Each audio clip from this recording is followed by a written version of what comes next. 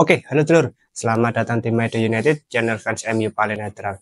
Menang dipuji, kalah dibully. Asik. Kali ini kita sedikit melakukan preview ya terkait pertandingan besok pagi di tur pramusim yang kelima Manchester United melawan Liverpool. Nah, ini pertandingan yang menarik ya menurutku, mengingat ini adalah pertandingan tur pramusim yang terakhir bagi Manchester United sebelum melawan Manchester City di tanggal 10 Agustus. Oke, kita bahas sedikit. Yang pertama kita lihat dulu ya secara head to head antara Manchester United melawan Liverpool. Oke, di sini bisa kita lihat di 5 pertandingan terakhir Manchester United menang 2 kali, 2 seri dan 1 menang. Oke.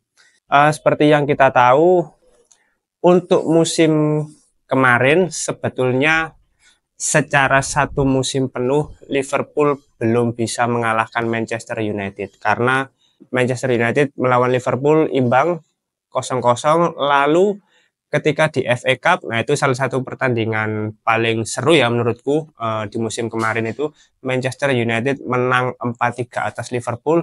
Di situ juga yang paling mencolok adalah penampilan dari Amad Diallo. Lalu untuk pertandingan yang terakhir itu Manchester United bisa menahan imbang Liverpool dengan skor akhir 2-2. Satu-satunya kekalahan Manchester United di 5 pertandingan terakhir adalah ketika 2 tahun yang lalu saat masih ada De Gea ya, itu musim awal Erik ten Hag sebagai pelatih Manchester United, MU diajar 7-0, itu adalah aib memalukan bagi Manchester United. Sak dunya ngumbah MU itu. Ya bagaimana tidak? Maksudku ya sekalipun kita kalah paling enggak ya 1-0, 2-0 itu 7-0 anjir bangsat MU gitu. Gobloke loh. Rekor baru. Oke, itu secara head to head ya. Jadi menurutku untuk pertandingan besok sepertinya Manchester United masih ada kemungkinan untuk memenangkan pertandingan. Meskipun yang perlu digarisbawahi ini adalah friendly match.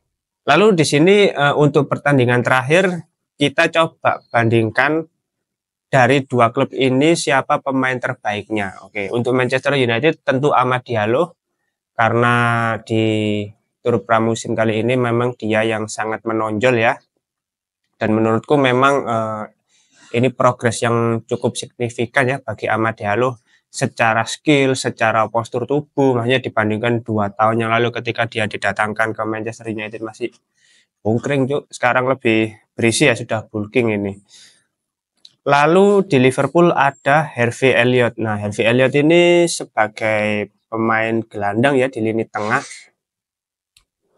Untuk skornya tidak beda jauh, tapi kalau kita lihat atributnya, nah di pertandingan terakhir, secara keseluruhan masih menonjol Harvey Elliott. Nah ini kan pemain juga masih muda juga ya, masih 21 tahun. Dia sepertinya merupakan prospek yang bagus bagi Liverpool. Permainannya juga cukup impresif ya. Tapi di dalam sepak bola kita tidak bisa hanya menonjolkan 1-2 pemain saja. Oke lah, di Liverpool untuk posisi winger ada Mohamed Salah, itu cukup berbahaya juga. Makanya secara penampilan juga konsisten ya Mohamed Salah. Lalu ada Virgil van Dijk yang tentunya akan menyulitkan lini serang Manchester United nanti ketika bertanding. Overall secara penampilan Liverpool sepertinya selama pramusim ini tidak terlalu bagus, meskipun di 2 pertandingan terakhir selama pramusim Liverpool meraih kemenangan. Yang pertama melawan Real Betis menang 1-0 dengan Szoboszlai ya yang memberikan kontribusi gol. Lalu ketika melawan Arsenal menang 2-1, yang mana saat Manchester United melawan Arsenal juga 2-1, tapi MU yang 1. Tapi MU sebagai tim yang kalah. Nah, ini perlu diwaspadai juga ya penampilan Liverpool ini, apalagi tahun ini kan Liverpool ini pelatihnya baru, Arne Slot. Jadi ya sama-sama pelatih dari Belanda. Nah, ini bukan laga pramusim dari tim IPL ini. Ini Eredivisie ini namanya. Erik ten Hag dari Belanda, Arne Slot juga dari Belanda.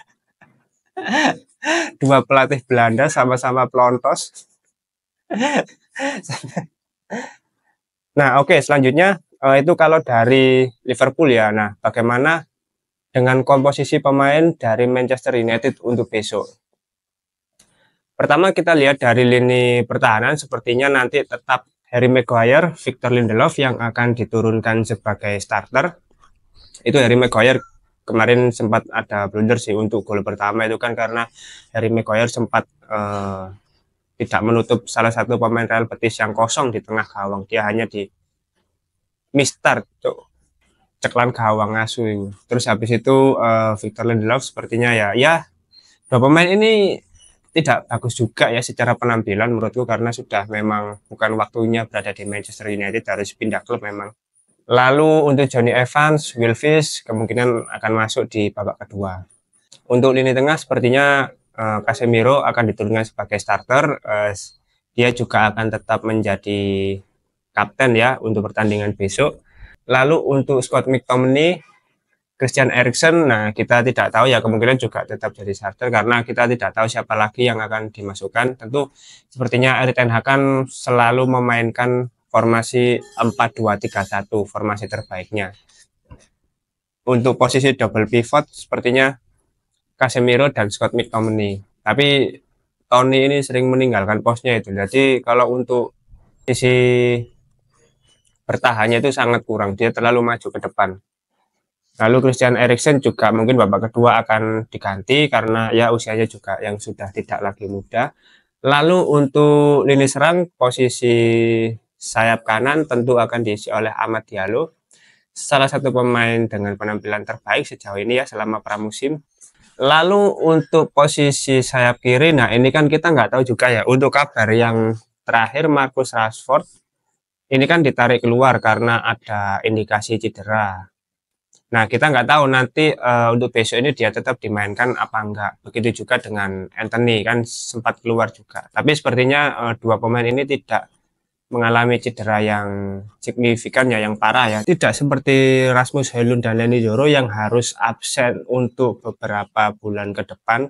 Bahkan kabarnya Leny Yoro akan absen 3 bulan dan Rasmus Højlund sekitar 6 minggu. Otomatis nanti posisi winger sayap kiri kemungkinan akan diisi oleh Jadon Sancho untuk sementara.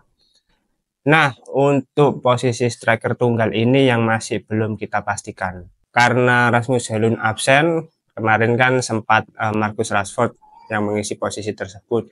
Dan Ethan Whitley menurutku sebagai pemain muda dari akademi masih belum bisa menjadi andalan lini serang Manchester United, karena untuk pertandingan terakhir kemarin melawan Real Betis beberapa kali ada peluang tapi masih belum bisa dimaksimalkan. Ya wajar, pemain muda, kita mau berharap apa sama pemain muda. Tapi, nah ini tapi di lain sisi sepertinya ada beberapa pemain yang sudah kembali dari liburan panjangnya. Nah, nama-nama seperti Bruno Fernandes, Alejandro Garnacho, lalu Altay Bayindir, anjuk kiper tukang blunder iki ya, di Euro bikin malu aja kemarin. Siapa lagi? Joshua Zirkzee, ini sepertinya sudah kembali dari libur panjangnya dan sudah berlatih di Carrington. Nah, kita berharap pemain-pemain yang kembali dari libur panjangnya ini bisa kembali fokus bersama Manchester United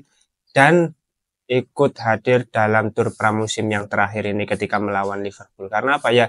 Ya kembali lagi untuk mendapatkan kebugaran bagi para pemain ya, agar bisa sebagai ajang pemanasan juga ya sebelum bertemu Manchester City. Ini kan menurutku lawan yang cukup berat ya.